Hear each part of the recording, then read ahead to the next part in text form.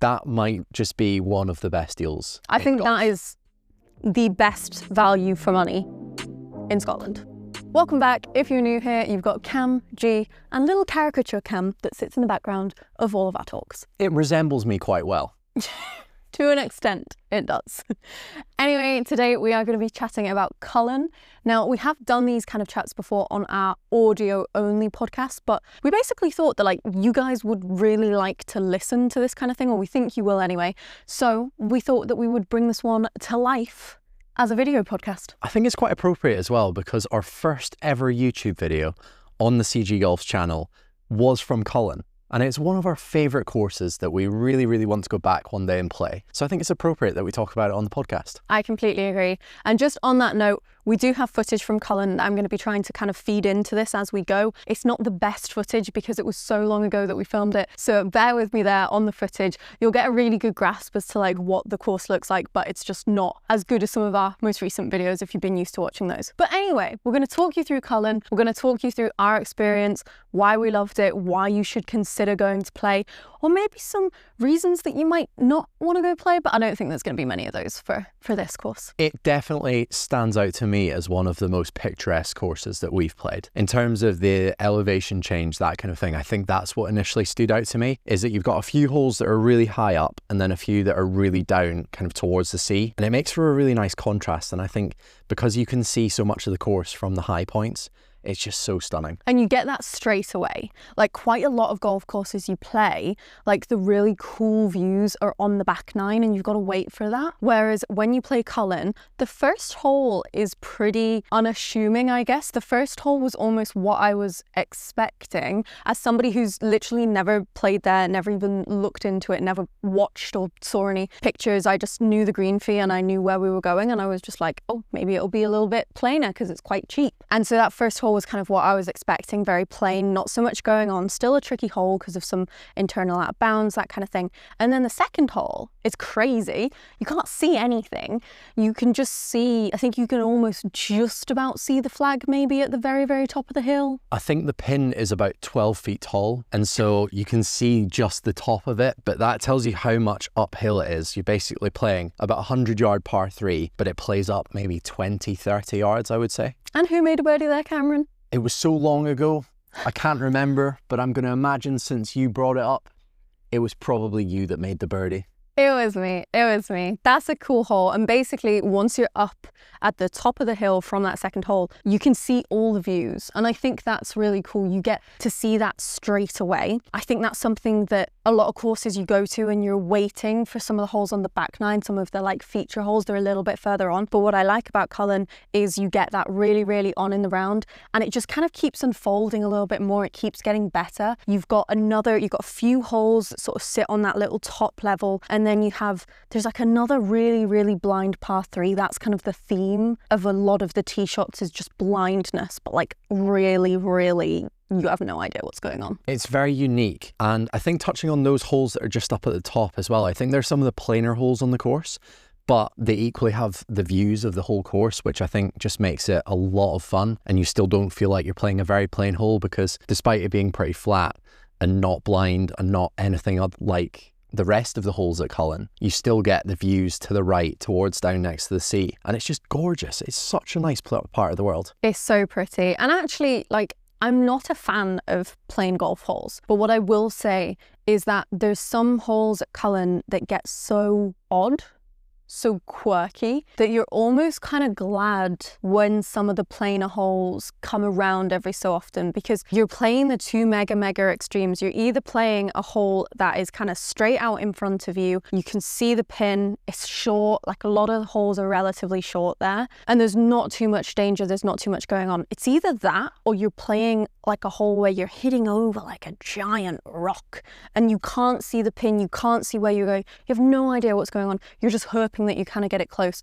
And actually the contrast of the two is quite nice. It's rare that I enjoy a hole that is quite plain, quite basic, but I like that there because I like the contrast of the two. I think it's nice just to have the mix. Yeah. Because I absolutely love the holes where you hit over the rocks. So there's kind of rocky outcrops that just basically stick out from the ground. They're just plain rock basically, and some of them have a little painted spot on them to tell you where to aim. And I think those holes are really, really cool. But I think if you played 18 holes like that, I think you'd get very sick of it. Yes. So I like what you're saying in terms of the mixture of the holes. You know, holes like the first hole where it's pretty straight in front of you.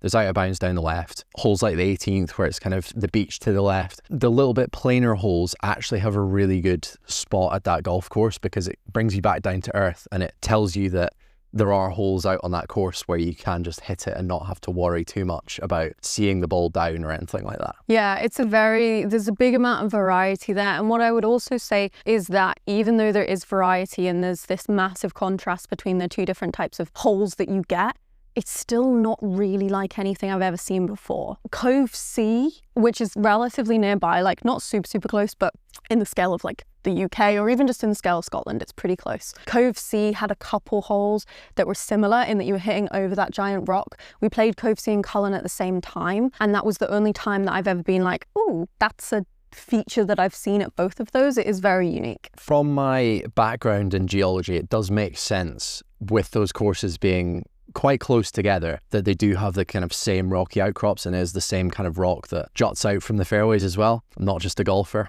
Big brain time. But they are very similar in terms of the geology around them, so it's not surprising that some of the holes do look quite similar. But Cove C is obviously just 9 holes, whereas Cullen has 18 holes of this lovely, unique golf. Little pause from the golf is obviously like we started these kind of podcast episodes to be a little bit more chatty with you guys. Cam's degree was in geology-ish, rocks and whatnot. Rocks. What do we think my degree is in? Literally nobody ever has guessed my degree. Ever. I've asked you a question, you cannot respond. I know that, but I would like you to think to yourself right now, even if this is just your first time, like what do you think my degree might be? Because I don't think they're gonna get it. I think we'll leave it on a cliffhanger and we can come back to it later on and tell them what degree you. We'll tell you in about 5 minutes time. I'll give you 5 minutes to think that one through and make your guesses. If you are watching this on YouTube or even in the podcast, just leave a little comment. Tell me what you think my degree is. Anyways, going back to Cullen, how long actually is the golf course? Because the par is relatively low because it is a short course. I think, is there one par 5 maybe in there or 2? There is one par 5 and I think it's the 15th hole. Yes, because it goes 15, 16. Yeah. The 15th hole, 511 yard par 5. No other par 5s on that course. Is a par 63 and it's 4,600 yards. The shortest true links golf course in the world. That's its claim to fame. Par 63. That's I love it. Really cool. I think there are a few holes that I remember seeing. It's a par 3 for the men, par 4 for the women, because there are actually, despite it being short, it's not necessarily easy. So you kind of have these, there was one hole that was about 240 yard, par 4. That hole is beautiful because it's when you're going out towards the kind of edge of the course, and also the hole that you've just played beforehand is when you go from the top of the golf course all the way down and you just see the water on your side and like the gorse in the background. It is absolutely beautiful. So you've got these holes that are like drivable par 4s, and then you've got par 3s that are similar-ish distances. You've got some long par 3s in there. They're probably only like 20 yards less, some of the par 3s. Yeah.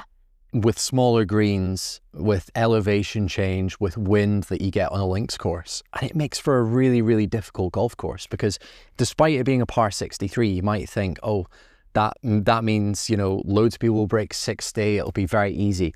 But there's so many par 3s in there with small greens that you're going to make a lot of bogeys on the par 3s. Yeah. And even if you balance that out by making birdies on all of the par 4s, you're still like just around level par. Like, I think that is a very, very good score around Cullen. I would love to know what the course record is there. I think that would be really, really interesting. We definitely need to go back.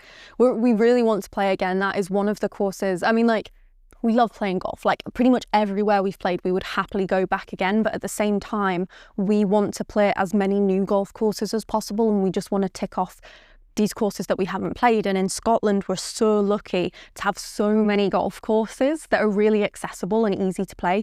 We want to play as many of them as possible, but Cullen is one that we really want to go back to. And we'd usually always prioritise playing a new course over one that we have played before. But Cullen is one of those ones where I think we would quite quickly choose to go back there. And also the perk of going back to it is that you're not playing some of these holes for the first time. You're going to play them for the second time, and we're not going to have to worry about, oh, where should we be hitting that? Where shouldn't we be hitting that? Because I played it once before we went, which was about 5 or 6 years before that. And to be honest with you, it was in a match. It was a pretty quick match. It didn't take all that long for us to get around. I wasn't really taking in the holes. By the time we played it, I'd forgotten really most of the holes. I hadn't remembered where to hit it. So I was kind of playing it blind like you. And it was tough to get the lines on some of the par threes. But I think if we went back next time, very soon hopefully, and played some of the holes again, we'd remember where to hit it. And I think we'd score a lot better because of it, because you'd be a lot more certain on some of the iron shots that you were hitting into the greens. 100%. There's 4 holes that I can think of straight away. The second, and then I want to say that it's either like the 4th or the 5th. I'll overlay this so you can see which ones I mean.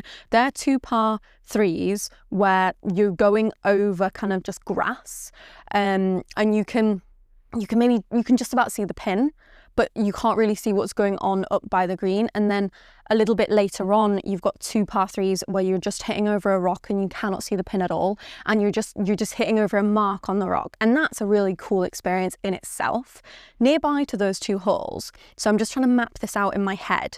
So is the 9th hole the one when we played it from AstroTurf, we played it from a mat and went across, and that's the one that goes over to the water? Is that the 9th hole? I think so. Let me double check. Yeah. So that one would be a par 3. And then I think the 10th, is the 10th a par 4 and the 11th is a par 3? So the 9th is that par 3 down towards the water. The 10th is the one that has a burn in front of the green. Yeah. And then 11 is the blind one. 12 is also the blind one. No, you've missed a hole there. Oh, have I? Yes. Oh, there's another par 3. How long is the 11th hole? The 11th hole's 245 yards. That's not the blind one, but it's a par 3, isn't it? Par 3. It's a par. Why is a par 3 a par 4 distance? Why? I remember playing that hole and it was like a bit into wind as well, I think, and I was hitting my driver and I was like, this is okay, but this is not okay. I'm pretty sure I hit the green on that hole. Yeah. I think I got a bit of a members bounce and I think it got forward and up onto the green, and I was really happy with that one. But that's the contrast of, it would be then the 8th hole that was drivable, and I drove that green as a par 4. I think that's sneaky one that sometimes the men would play as a par 3, depending on if they're going from the yellows or the whites. I think it was 280 on the scorecard. On the whites, which makes it a 4, but then I think it's maybe like 250 from the yellows makes it a 3. It's a little bit complicated. But anyway, like I would be playing that and it would be a par 4 that's 250 yards for the 8th hole, and then the 11th hole is 240 yard par 3. And it's that kind of, it's deceiving because you think, oh, par 63, that's got to be so easy. But there's so many holes that just catch you out there. And it is after that long par 3, then you do the 2 really blind holes. There's 4 par 3s in a row. One of them is that 245 yard one. Then you've got the 2 blind ones, and then there's another long one that goes back towards the beach. Yeah, so 5 par 3s in a row then, no? 4. Is there a hole in between? Oh. Yeah. So the 10th hole is a par 4. Oh, sorry, I've missed out the 10th and that. Yeah. Okay, there's a lot of par 3s. There's a lot of par 3s. There is a lot of par 3s.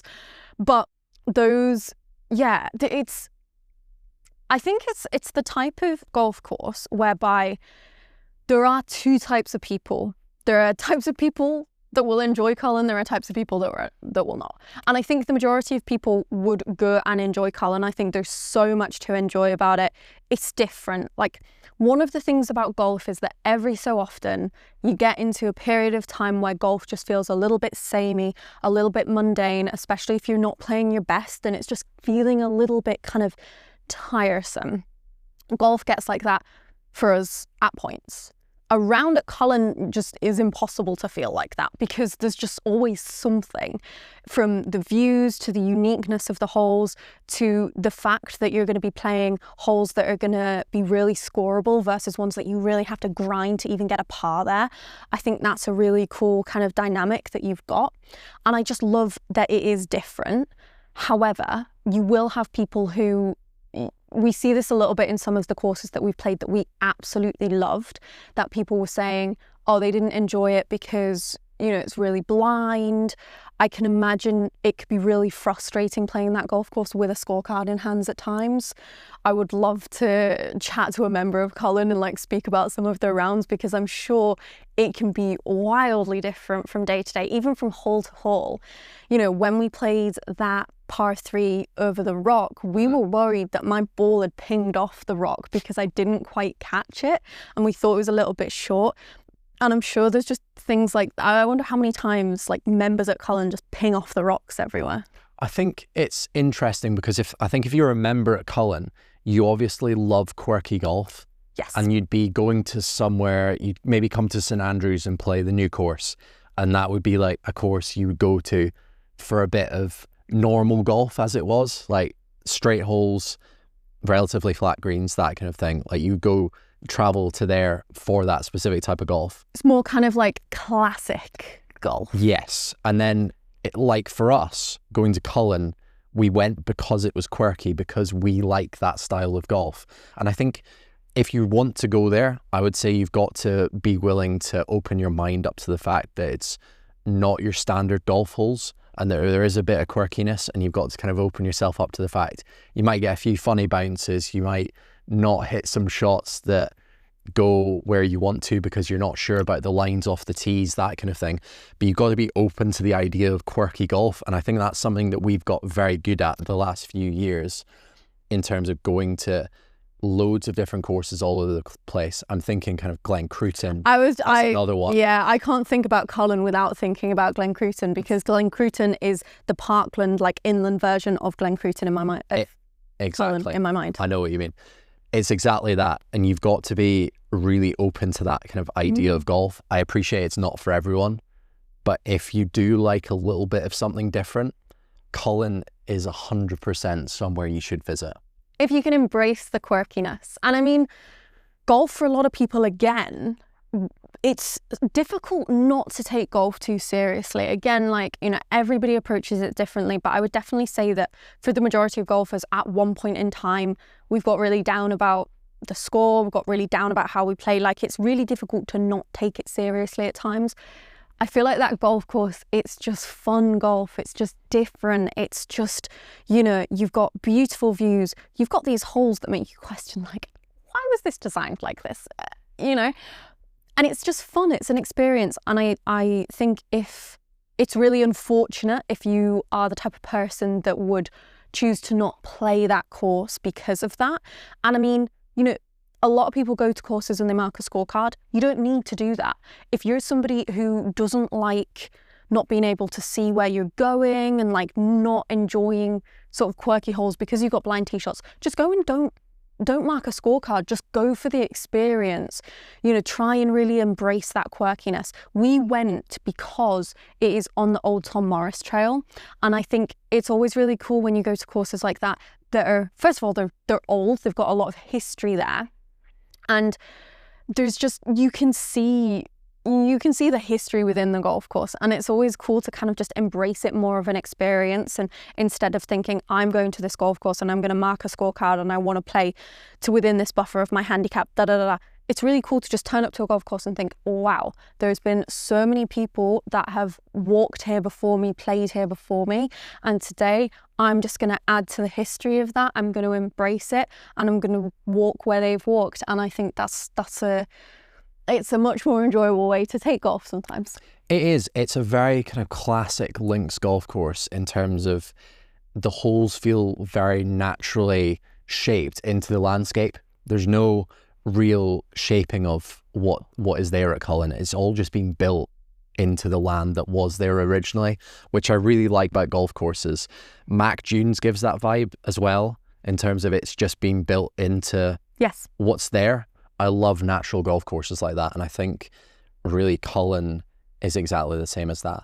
And touching on the price as well. I was about to say, because Mac Dunes, I loved Mac Dunes. The only thing about it, it's real expensive.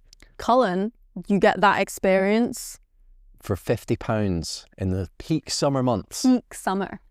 Which I think is incredible value.